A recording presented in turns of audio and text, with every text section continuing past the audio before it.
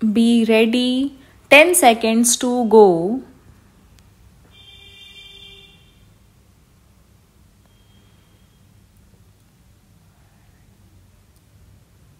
Start. Sir, concern has been voiced in the report on the threat from the sea that is the Indian Ocean. It is so obvious that old colonial countries and those who have a little hand over that outlook have not forgotten the showing of the flag through the old gun boat diplomacy, or now in modern parlance called force diplomacy, especially the superpowers who tend to interact into local disputes and get opportunities for intervention in such matters. No presence of any external powers is what we stand for, and this is what our aim should be. But together with this, we should not neglect the littoral states of the Indian Ocean. 4 of these littoral states have got a very modern, well developed submarine arm. 7 of them have got the latest guided missiles, and one of them has made a very big base right next to the neighbor in the west into the Indian Ocean, which looks meaningfully. I am saying this because we should not be caught up in the Diego Garcia affairs, but we should view the whole situation with more practicality. The only way to solve this problem in time to come is to build up our own naval power.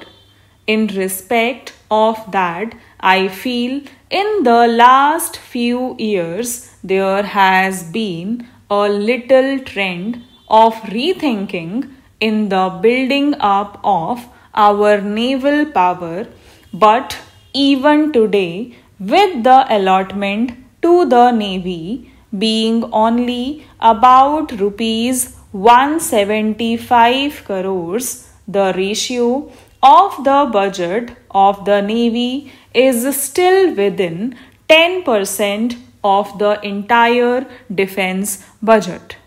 Modern countries having a navy worth the name are spending at least 1/3 of their defense budget on the navy. Whatever constraints hold us from doing so is best for the minister to look into. But my plea would be best that the Navy deserves much greater attention than it has so far received. I must compliment the Navy for its fine turnout, as I had the privilege of viewing the Naval Review recently held in Bombay, and it certainly was a stirring sight to see the Navy and all its ships displaying very good morale.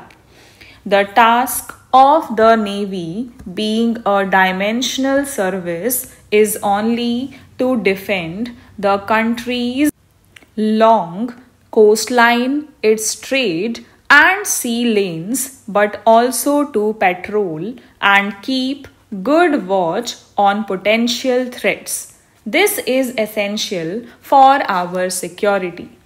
Coming to the Air Force, which rates as the 5th or 6th largest in the world, it has had a very high record, and under the new Air Chief of Staff, I am sure it will continue to keep this record up.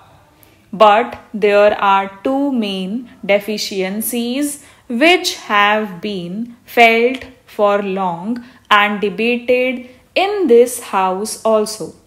One is the deficiency in the strike arm. We do not have a proper plan to do this job.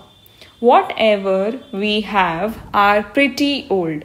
We need new aircraft to replace the outdated aircraft which will be fast, safe, and which have all the machinery of the latest type and a good radius action over 300 plus miles. Modern targets are very difficult to hit as they have new defensive weapons known as precision guided missiles. They give very little time for an aircraft to come in, find the target, release its weapons, and get out.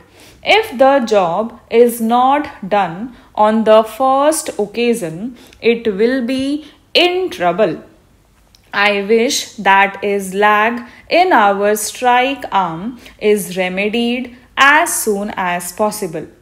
The other deficiency which the Air Force has is in the transport arm.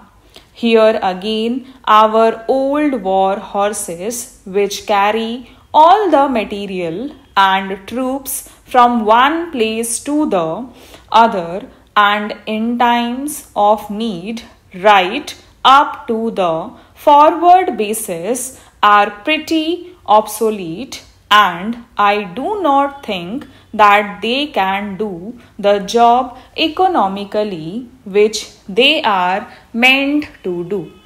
We are carrying on because we have no other choice. Together with this, the augmentation of the helicopter force is also necessary. The modern world is using helicopter force in anti-tank roles, in ground support roles, and in the normal rescue and relief operations for which we use them already. We have to use such air mobile formations based on helicopters, which is very important as demonstrated in the 1975 war. Helicopters, aircrafts, and the strike aircrafts are the three main concerns of the Air Force. I shall now come to the Army.